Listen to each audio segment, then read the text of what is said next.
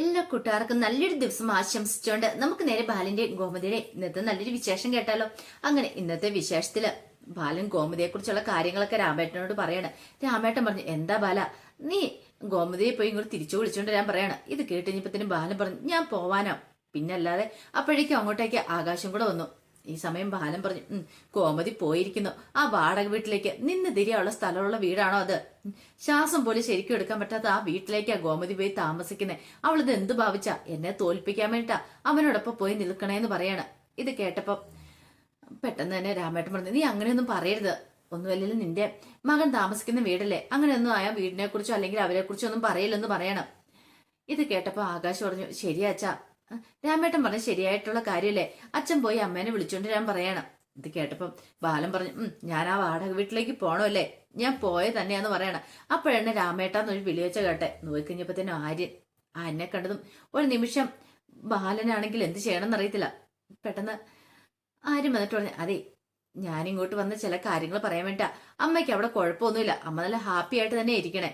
പിന്നെ ഇനിയിപ്പോ വീട്ടിൽ നിന്ന് ഇറങ്ങിയതുകൊണ്ട് അമ്മയ്ക്ക് ഇനിയിപ്പോ വിഷമോ വേദനയാന്ന് കരുതിയിട്ട് ചിലരൊക്കെ ഇരിക്കുന്നുണ്ടായിരിക്കും. അങ്ങനെയൊന്നും ഇല്ലെന്ന് അറിയിക്കാൻ വേണ്ടിയിട്ട് ഞാൻ ഇങ്ങോട്ട് വന്നത്. എന്നെ ഇങ്ങോട്ട് പറഞ്ഞു വിട്ടാന്ന് പറയാ. ഇനിയിപ്പം അമ്മ അവിടെയാന്ന് കരുതിയിട്ട് ചിലരൊന്നും വന്ന് കട തുറന്നില്ലെങ്കിലോ എന്നൊക്കെ കരുതിയാന്ന് പറയണം. രാമേട്ടന് മനസ്സിലായി ബാലിനെ കുറിച്ച് എന്നെ ഉദ്ദേശിച്ചെന്നുള്ള കാര്യം. പിന്നെ ആ വീട് വാടക വീടാണെങ്കിലും അതൊരു സ്വർഗം തന്നെയാ. അവിടെ സന്തോഷവും സമാധാനവും ഒക്കെ ഉണ്ട്. വലിയ വീട്ടിൽ കിട്ടാത്ത പല സാധനങ്ങളും അവിടെയുണ്ട്. സ്വാതന്ത്ര്യം, അത് പിന്നെ അവിടെ ഇഷ്ടം പോലെ ഉണ്ടെന്ന് പറയണം. അവനവന്റെ ഇഷ്ടത്തിന് അവനവന് സ്വാതന്ത്ര്യമുണ്ട്. അല്ലാതെ ഒരാളെ പിടിച്ചു വെച്ച് കെട്ടി അവിടെ വെച്ചുകൊണ്ട് ഇരിക്കുന്നൊന്നും ഇല്ലെന്ന് പറയണം. ഇതെല്ലാം കേട്ടുകഴിഞ്ഞപ്പത്തിനും ബാലിന് വല്ലാത്തൊരു വീർപ്പുമുട്ടല. തനിക്കിട്ടുള്ള പണി തരുവാണ് ആരെന്ന് ശരിക്കും ആ ബാലിന് മനസ്സിലാവാണ്. പിന്നീട് ബാലൻ പറഞ്ഞു, അതെ, എന്റെ അമ്മയ്ക്ക് ഒരു കുഴപ്പമില്ല രാമേട്ട, അവിടെ അമ്മ ഹാപ്പി ആയിട്ട് തന്നെ ഇരിക്കണേ. ഇനിയിപ്പം അതിന്റെ പേരിൽ ആർക്കും ഒരു സങ്കടം വേണ്ട. അതൊന്ന് അറിയിക്കാൻ വേണ്ടി ഞാൻ ഇങ്ങോട്ട് വന്നേന്ന് പറയണം. ആകാശ് പറഞ്ഞു, എടാ ആര്യ, അമ്മയ്ക്ക് കുഴപ്പം എന്ത് കുഴപ്പം? ഒരു കുഴപ്പമില്ല, ഞാൻ പറഞ്ഞല്ലോ ആകാശേട്ടാ, അമ്മ ഹാപ്പി ആയിട്ട് തന്നെ ഇരിക്കണേ. ഇതൊന്നും ഈ വിവരം ഒന്നും ഇവിടെ ഒന്ന് പറഞ്ഞില്ലെങ്കിലേ ഒരു സമാധാനം ഇല്ലായിരുന്നു, അതുകൊണ്ട് ഇങ്ങോട്ടേക്ക് വന്ന എന്ന് പറയണം. എന്നും പറഞ്ഞിട്ട് ആര്യനെ അങ്ങോട്ടേക്ക് പോവാണ്. ആ സമയം രാമേട്ടൻ പറഞ്ഞു, കേട്ടില്ലേ, അവൻ പറഞ്ഞത് കേട്ടില്ലേ ബാല, നീ ഇനിയെങ്കിലും അവളെ തിരിച്ചു വിളിച്ചില്ലെങ്കിൽ ഇനി എന്താ സംഭവിക്കാൻ പോകുന്നതെന്ന് നീ ഊഹിക്കുന്നതിൽ അപ്പുറമായിരിക്കും എന്ന് പറയണം. ഇത് കേട്ടൻ ബാലിന് എന്ത് ചെയ്യണമെന്ന് അറിയത്തില്ലാതെ വല്ലാത്തൊരവസ്ഥയിൽ നിൽക്കുകയാണ്. പിന്നീട് മിത്ര മുറ്റത്തേക്ക് ഇറങ്ങി വേണ സമയത്താണ് അവിടെ ഗോമതി കുളിയെല്ലാം കഴിഞ്ഞ് മുടിയൊക്കെ ഉണങ്ങിക്കൊണ്ടിരിക്കുകയാണ്. മിത്ര വന്നിട്ട് ഇതേ അപ്പച്ചിക്ക് ചായ എന്നാ പറയാണ്. ചായയും കൂടെ സ്നാക്സ് ഉണ്ടായിരുന്നു. ആഹാ, മോൾക്ക് പഴംപൊരിയൊക്കെ ഉണ്ടാക്കാൻ അറിയാവോ? ഇല്ല, പഴംപൊരി ഇത് കടയിൽ നിന്ന് ഞാൻ ആനെ കൊണ്ട് വാങ്ങിപ്പിച്ചതാ, ചായ മാത്രം ഞാൻ ഉണ്ടാക്കിയതെന്ന് പറയണം. ആഹാ, ഇതെന്താ കൊള്ളാലോ, നല്ല ഭംഗിയുണ്ടല്ലോ ഈ സാരിയും ബ്ലൗസും, അപ്പച്ചിക്ക് നന്നായിട്ട് ചേരുന്നുണ്ടല്ലോ എന്ന് പറയണം.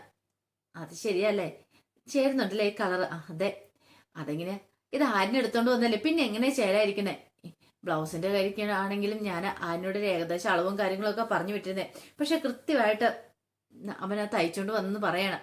ഇത് കേട്ടതും ഗോമതി, അല്ലേലും എന്റെ മാമൻ പണ്ട് പോലെ അങ്ങനെയാണ്, എനിക്ക് വേണ്ടിയിട്ട് എന്ത് കാര്യം ചെയ്യുമ്പോഴും അവൻ ഒന്നുകൂടെ ഒന്ന് ആലോചിച്ചിട്ട് ഒക്കെ ചെയ്യത്തുള്ളൂ പറയണം. പിന്നീട് ഗോമതി പറഞ്ഞു, എന്നാലും ഞാൻ ആ വീട്ടിൽ നിന്ന് ഇറങ്ങിയിട്ട് എന്നെ തിരക്കിപ്പോഴും ആരും വന്നില്ലല്ലോ മോളെ. അതാണോ കുഴപ്പം? അതൊന്നും ഓർത്ത് അപ്പച്ച് വിഷമിക്കേണ്ട കാര്യമില്ല എന്ന് പറയണം. അല്ല, നീ എന്തിനാ ഇന്ന് കോളേജിൽ പോയിരുന്നേ? കോളേജിൽ പോയിരിക്കേണ്ട കാര്യമൊന്നുമില്ലോ, എനിക്കതിന് കൂട്ടിരിക്കേണ്ട കാര്യമൊന്നുമില്ലെന്ന് പറയണം. ഓ അങ്ങനെ, ഇവിടെ അപ്പച്ചി തന്നെ ഇരിക്കേണ്ട കാര്യമില്ല. ഒരു പക്ഷെ ഇന്ന് ഞാൻ കോളേജിൽ പോയായിരുന്നെങ്കിൽ അപ്പച്ചിക്ക് വേണ്ടി ആരും ഇവിടെ മിക്കവാറും ലീവ് എടുത്തിരുന്നേനും. അപ്പച്ചിനെ അങ്ങനെ തനിച്ചിരുന്നാൽ ഞങ്ങൾ ഒരിക്കലും സമ്മതിക്കില്ല എന്ന് പറയണം. അതിന് തനിച്ചിരുന്ന എന്താ കുഴപ്പം?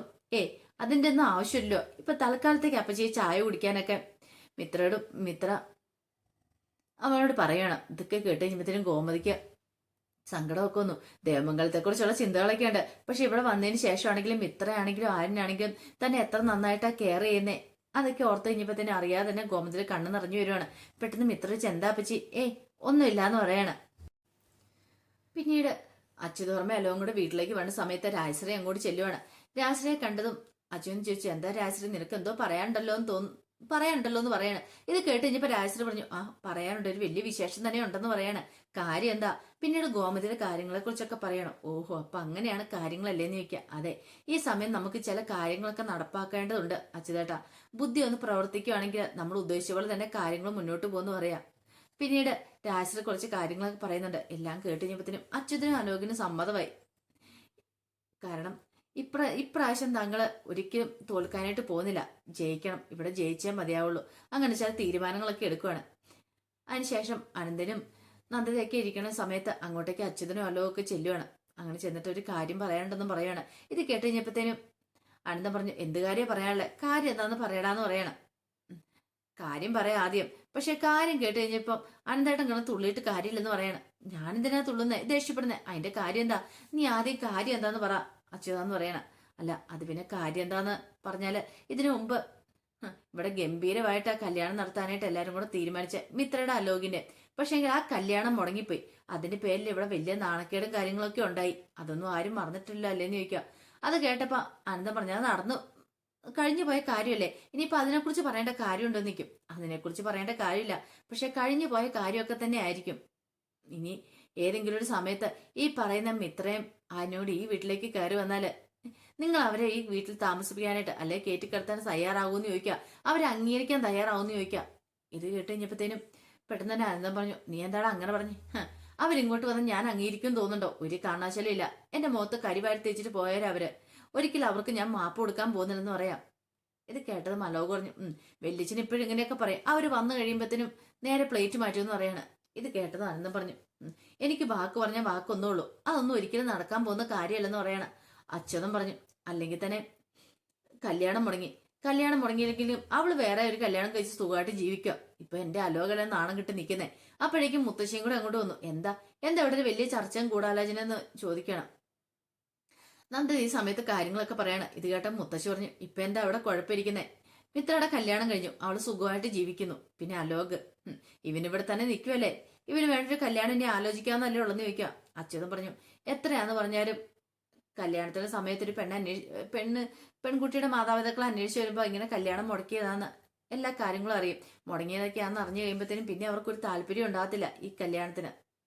ഇത് കേട്ടാ മുത്തശ്ശി പറഞ്ഞു, ഒന്നല്ലെങ്കിൽ വേറെ 9 വരും എന്നും പറഞ്ഞുകൊണ്ട് എപ്പോഴും അതോർത്ത് തന്നെ ഇരുന്നിട്ട് കാര്യമില്ല, മറ്റുള്ളവരെ കുറ്റപ്പെടുത്തിയിട്ടും കാര്യമില്ലെന്ന് പറയണം. ഇത് കേട്ടോ അലോക് പറഞ്ഞു, അല്ലേലും മുത്തശ്ശിക്ക് എപ്പോഴും ആ മിത്രയോടല്ല ചായവെന്ന് ചോദിക്കണം. മിത്രയുടെ ചായവിന്റെ അല്ല, ഉള്ള കാര്യം ഞാൻ പറഞ്ഞേ, ഉള്ള കാര്യം നമ്മൾ എവിടെയാണെങ്കിലും തുറന്നു പറയണമെന്ന് പറയാം. ഈ സമയം അച്യുതൻ പറഞ്ഞു, അതെന്തൊക്കെയാണെങ്കിലും കുഴപ്പമൊന്നുമില്ല, പക്ഷെ ഒരു കാരണവശാലും അവളെ എവിടെ അംഗീകരിക്കാനായിട്ട് പറ്റില്ല. ആ മിത്ര അവൾ ഇങ്ങോട്ട് വന്നാൽ ഈ വീടിനകത്തേക്ക് അവളെ കയറ്റി പോലും ചെയ്യില്ലെന്ന് പറയണം. അത് കേട്ടപ്പോ അനന്തം പറഞ്ഞു, അതൊക്കെ എനിക്കറിയാം എന്ത് ചെയ്യണമെന്ന്, അതൊക്കെ ഞാൻ നോക്കിക്കോളാം, അവൾ ഇനി ഇങ്ങോട്ട് കയറാനും വരാനൊന്നും പോകുന്നില്ലെന്ന് പറയണം. പിന്നീട് അച്യുതനും അലോവും അവരെല്ലാം കൂടെ അകത്തേക്ക് അങ്ങോട്ട് കയറി പോണ സമയത്ത് നന്ദിത അനന്തനോട് പറഞ്ഞു, അനന്തേട്ടൻ എന്തിനാ അച്യുതൻ പറഞ്ഞ കാര്യങ്ങളൊക്കെ സംഭവിച്ചേ, നമ്മുടെ മോളല്ലേ, അവൾ ഇങ്ങോട്ട് ഏതെങ്കിലും സമയത്ത് വന്നിട്ടുണ്ടെങ്കിൽ നമ്മൾ വേണ്ടേ അവളെ ഇങ്ങോട്ട് അകത്തേക്ക് കൂട്ടിക്കൊണ്ട് വരാനായിട്ട്, അല്ലാതെ അവളെ ആട്ടിപ്പായിക്കുവാണ് നമ്മൾ ചെയ്യേണ്ടതെന്ന് ചോദിക്കുക. നിനക്ക് സ്വാതന്ത്ര്യം തന്നെന്നോർത്തോണ്ട് നീ എന്നെ തലേ കയറി നിരങ്ങില്ല നന്ദിതേ, നിനക്കറിയാലോ അവള് കാണും നമ്മൾ എത്രമാത്രം നാണം കിട്ടിയിട്ടുണ്ടെന്ന്. ഇപ്പൊ ഈ കുടുംബം തന്നെ ഇല്ലാതായി പോകാനുള്ള കാരണം അവൾ ഒറ്റ എഴുത്തിയാ, അതുകൊണ്ട് അത്ര പെട്ടെന്നൊന്നും മറക്കാനും ക്ഷമിക്കാനും പൊറുക്കാനും പറ്റുന്ന കാര്യങ്ങളൊന്നും അല്ല ഇതെന്നും പറഞ്ഞിട്ട് അനന്തരം അങ്ങോട്ട് എഴുന്നേറ്റ് പോവാണ്. നന്ദിതയ്ക്ക് വല്ലാത്ത വിഷമായി. മുത്തശ്ശി വന്നിട്ട് പറഞ്ഞു, മോള് വിഷമിക്കൊന്നും വേണ്ട, എല്ലാം നേരെയാവുന്നൊരു ദിവസം വരും, അതോർത്ത് മോൾക്ക് ഒരു ടെൻഷൻ വേണ്ട. ഇപ്പൊ മോളുടെ മിത്രമോൾ നല്ല സുഖമായിട്ട് ഇരിക്കണേ, പിന്നെ എന്തിനാ അവളെ കുറിച്ച് ഓർത്ത് ടെൻഷൻ അടിക്കണ്ടേ, അതിന്റെ കാര്യമില്ല എന്ന് പറയാണ്. ഈ സമയം അച്യുതനും അലോകും കൂടെ രാജനും കൂടെ മുറിയിലേക്ക് വന്നു കഴിഞ്ഞപ്പോ തന്നെ അച്യുതനോട് അലോക് പറഞ്ഞു, അതേച്ചാ ഈ കല്യാണം നമുക്കൊന്ന് മുടക്കണ്ടേ, ആ ബാലന്റെ മോന്റെ, അത് ശരിയാടാ മുടക്കണം, പക്ഷെ എന്ത് ചെയ്യാൻ പറ്റും. ഇത് കേട്ട് കഴിയുമ്പോ തന്നെ രാജശ്രീ പറഞ്ഞു, ഒരു മാർഗം ഉണ്ടെന്ന് പറയണേ. എന്ത് മാർഗം? ഫോൺ വിളിച്ച് കാര്യങ്ങൾ പറയാം. ഫോൺ വിളിച്ച് കാര്യം പറയാനായിട്ട്? അതെ, ഫോൺ വിളിച്ച് കാര്യങ്ങൾ പറയാം. എന്തായി തീർന്നു, എങ്ങനെയായി തീർന്നു, പോരാത്തേന് ഗോമതി വീട്ടിൽ നിന്ന് പിണങ്ങിപ്പോയ കാര്യങ്ങളും കൂടെ ആ ഉദയഭാനോട് പറയാം. അയാൾക്ക് ഇതെല്ലാം കേട്ട് കഴിയുമ്പോഴത്തേനും കാര്യങ്ങൾ മനസ്സിലാവും. ഈ കല്യാണം മുടങ്ങൂന്ന് പറയാം. ആഹാ, അത് കൊള്ളാലോ, അങ്ങനെയാണെങ്കിൽ ആ വഴിക്ക് നീങ്ങാന്ന് പറയണം. അന്ന് ഇപ്പൊ തന്നെ വിളിച്ചേക്കാം, ഇനി വൈകിപ്പിക്കണ്ടെന്ന് പറയണം. അങ്ങനെ ആ രാത്രി ആ സമയത്ത് തന്നെ അച്യുതൻ വിളിക്കണം, ഫോൺ വിളിക്കണം. അപ്പൊ ഈ സമയത്ത് ഫുഡ് കഴിക്കാനായിട്ട് തുടങ്ങുമായിരുന്നു ഉദയഭാനും. അപ്പോൾ ഫോൺ വിളിക്കുന്നത്. ആരായിരിക്കും പോലും വിളിക്കുന്നത്? ഒന്നെങ്കിൽ കല്യാണം മുടക്കാനുള്ളവര്, അല്ലെങ്കിൽ പൈസ വെച്ച് വിളിക്കുന്നവര്. അങ്ങനെ ഫോൺ എടുത്ത് ഹലോ പറഞ്ഞപ്പം അങ്ങനെ തലയ്ക്ക് അച്യുത വർമ്മ എന്ന് മനസ്സിലായി ഉദയഭാനു. ആ പറഞ്ഞു അച്യുത, എന്താ കാര്യം ചോദിക്കുക? അത് പിന്നെ ഞാൻ ചില കാര്യങ്ങളൊക്കെ സംസാരിക്കാൻ വേണ്ടിട്ട്. ഓ, ഇപ്പൊ വിളിച്ച നന്നായി, 1 മിനിറ്റൂടെ കഴിഞ്ഞായിരുന്നെങ്കിൽ കിട്ടത്തില്ലായിരുന്നു പറയണേ. എന്താ അങ്ങനെ പറഞ്ഞേ? ഞാൻ ആഹാരം കഴിച്ചുകൊണ്ടിരിക്കുവായിരുന്നു പറയണം. ഇത് കിട്ടിയപ്പോ അലോ പറഞ്ഞു, 1 മിനിറ്റും കൊണ്ടാണ് അയാൾ ആഹാരം കഴിക്കണേന്ന്. ഇത് ഉദയഭാനു ഇപ്പറ കേട്ടു. എന്താ അച്യുത അവിടെ ഒരു പിറുപിറുപ്പും കാര്യങ്ങളൊക്കെ? അല്ല, അതെന്റെ മകൻ പറഞ്ഞു 1 മിനിറ്റും കൊണ്ടാണ് ആഹാരം കഴിക്കണേന്ന്. 1 മിനിറ്റ് കഴിഞ്ഞ് ആഹാരം കഴിക്കാൻ തുടങ്ങുന്നാ ഞാൻ പറഞ്ഞു. അപ്പൊ പിന്നെ ഫോണൊന്നും ഞാൻ അങ്ങനെ അറ്റൻഡ് ചെയ്യാറില്ല, അത്ര ഞാൻ ഉദ്ദേശിച്ചിട്ടുള്ളൂ എന്ന് പറയണം. ഓ സോറി സാറെന്നൊക്കെ അച്യുതൻ പറയണം. അല്ല നിങ്ങൾ വിളിച്ചതിന്റെ ഉദ്ദേശം പറഞ്ഞിട്ടില്ല, കാര്യം എന്താന്ന് പറഞ്ഞില്ലെന്ന് പറയാ. പിന്നീട് അച്യുതൻ പറഞ്ഞു, അതെ ഞാനൊരു പ്രധാനപ്പെട്ട കാര്യം പറയാൻ വേണ്ടി വിളിച്ച, ആ കാര്യം എന്താന്ന് പറ. ഞാൻ മുമ്പ് സാറിനോട് കുറച്ച് കാര്യങ്ങളൊക്കെ പറഞ്ഞിട്ടില്ലായിരുന്നോ, ഗോമതി സ്റ്റോഴ്സ് ബാലന്റെ കാര്യങ്ങളൊക്കെ പറഞ്ഞിട്ടുണ്ടായിരുന്നു. ആണ് സാറില്ലാത്ത എന്ത് തീരുമാനം എടുത്തെന്ന് ചോദിക്കുക. അതിപ്പം ഞാൻ പെട്ടെന്നൊരു തീരുമാനമൊന്നും എടുത്തില്ല, ഇങ്ങനെ ആലോചിച്ച് വേണം കാര്യങ്ങളൊക്കെ ഒരു തീരുമാനത്തിൽ എത്തിക്കാനായിട്ടെന്ന് പറയാ. അതെ പിന്നെ വേറൊരു കാര്യം കൂടെ ഉണ്ട് സാറെന്ന് പറയണ. എന്ത് കാര്യം?